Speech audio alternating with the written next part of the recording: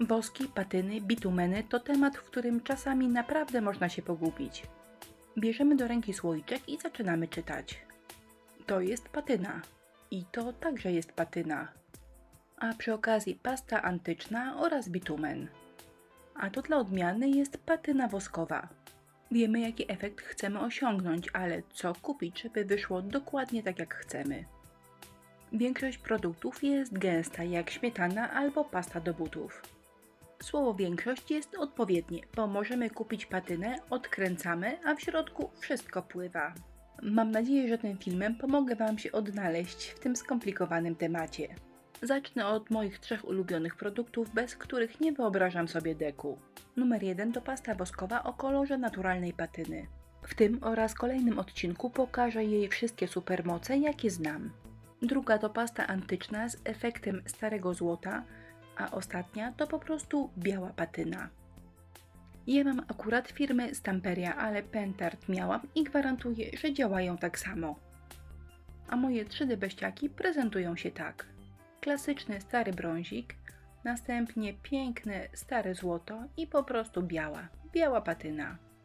Ale oczywiście na 3 słoikach świat wosku się nie kończy i o tym będzie także w drugiej części filmu. Klasyczne pasty woskowe świetnie się nadają do wypełniania spękań dwuskładnikowych.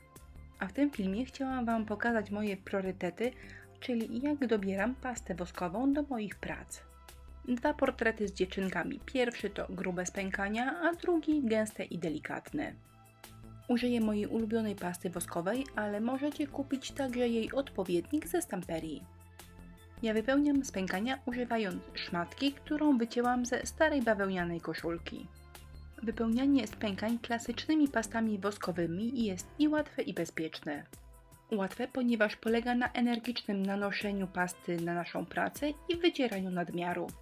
Robimy to małymi partiami, bo jeżeli chcielibyśmy najpierw nałożyć pastę na całą pracę, a potem to wytrzeć, to by się nam nie udało. Pasta by wyschła i zostałyby nam brązowe mazy. A jeżeli będzie pasztet i zostaną nam brązowe pasy, to nic nie szkodzi, bo jak sobie z tym poradzić, opowiem później. Zatrzymam na chwilę film. Zwróćcie uwagę, że przez oczy dziewczynki przebiegają pęknięcia preparatu. U mnie jeszcze nie jest tragicznie, ale czasami spękania ułożą się znacznie gorzej. I gdy wypełnimy spękania na buzi, zaczyna ona wyglądać źle. Czasami fatalne ułożenie spękań potrafi nam wręcz popsuć całą pracę. Właśnie w takich chwilach wyciągam z szuflady białą patynę. I w miejscach, w których spękania są za mocne, wcieram odrobinę. I teraz pęknięcia widać dalej, ale są delikatniejsze. To naprawdę subtelna różnica. Zobaczcie, tak było kiedyś, a teraz jest po wtarciu białej pasty. Tutaj drugi przykład, czyli drugi obrazek z gęstymi spękaniami. Oczywiście można spękania wypełnić brązową pastą, ale brąz przyciemni obrazek i troszkę obniży jego radosny klimat. I ja wtedy otwieram szufladę i wyciągam białą patynę. No cóż, kamera ma to do siebie, że nie pokazuje Wam wszystkiego, co chciałabym Wam pokazać. Tutaj świetnie się prezentują spękania brązowe, natomiast białe wychodzą trochę słabo. A ja bardzo lubię białe spękania i chciałabym je pokazać w całej okazałości. Dołożę 2 zdjęcia, mając nadzieję, że to pomoże Wam także pokochać białą patynę. Zapraszam na drugą część filmu, w której dla odmiany wszystko poszło nie tak, czyli wielki pasztet. To jest obrazek, na którym zaplanowałam spękania w kolorze niebieskim. Dla mnie to kolor niebieski, a dla producenta grafitowy. Teraz zaprezentuję, jak wygląda efekt, gdy wosk wcieramy w spękania zbyt opieszale. Film przyspieszam. Chciałam tylko zaprezentować, jak opłakany jest efekt, gdy zaczynamy wcierać w spękania pastę na całej powierzchni naszej pracy. Przychodzi taki moment, gdy mamy pewność, że tą powierzchnię zaczynamy polerować na niebiesko, a nie ścierać nadmiar wosku. Takiego paszteta wywalił chyba w życiu każdy dekupażysta. Ale po pierwszym razie kupujemy terpentynę balsamiczną w sklepie budowlanym albo w sklepie Inspirello i wycieramy ten pasztet. Uda nam się to wytrzeć tylko pod jednym warunkiem. Używaliśmy porządnej pasty na bazie wosku. A jeżeli jest to pasta tylko woskopodobna na bazie np. akrylu, to z takim pasztetem już nic nie da się zrobić. A teraz dobra wiadomość, kolor wosku to tylko sugestia producenta.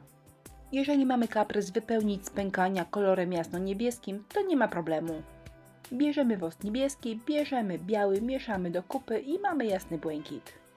Niestety ta różnica kolorów w kamerze nie jest dostatecznie dobrze widoczna, ale ja ją widzę i proszę, uwierzcie na słowo. Błękitny na tej pracy wygląda o niebo lepiej niż granatowy.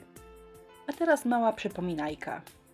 Spękania dwuskładnikowe lakierujemy wyłącznie lakierami niewodnymi. Żeby nam wszystko dobrze się polakierowało, potrzebne nam są lakiery rozpuszczalnikowe. Jeżeli pędzel albo szpatułkę pobrudzimy w paście woskowej, należy ją umyć w terpentynie balsamicznej. Wystarczy pędzelek delikatnie w niej pomoczyć, a następnie dokładnie wytrzeć ręcznikiem papierowym. Zazwyczaj wystarczą 2 powtórki i pędzel wygląda jak nowy. I taka kąpiel to dla naszego pędzelka jak pobyt w spa. A teraz 2 słowa o tym, jak należy sprawdzić swoją pastę woskową, zanim zabierzemy się do roboty. Tyle pasztetów już w życiu zrobiłam, że żadnemu nowemu producentowi nie dam się nabrać na piękne opisy na pudełkach. I jeżeli mam ochotę użyć mojej pasty do spękań, to najpierw robię taki test. Z lewej strony namalowałam plamę woskami Pentartu, a z prawej woskami Daily Art. Pentart schodzi terpentyną łatwiej, ale Daily Art po chwili pracy także można zmyć do czysta. Dopiero jeżeli moja nowa pasta woskowa przejdzie taką próbę, zaczynam ją stosować do spękań dwuskładnikowych. I to już koniec drugiego odcinka poświęconego pastom woskowym. A co w trzecim? A w trzecim niespodzianka, bo będą to różne efekty specjalne, które lubię i stosuję. Jeżeli film Wam się podobał, to koniecznie napiszcie o tym w komentarzu, a najbardziej zależy mi na tym, abyście napisały, co Was w tym filmie zaskoczyło albo co było dla Was nowe. Jak zwykle listę produktów, które użyłam w filmie, zamieściłam w jego opisie. Dziękuję za uwagę, zapraszam do naszego sklepu i na inspirello.pl.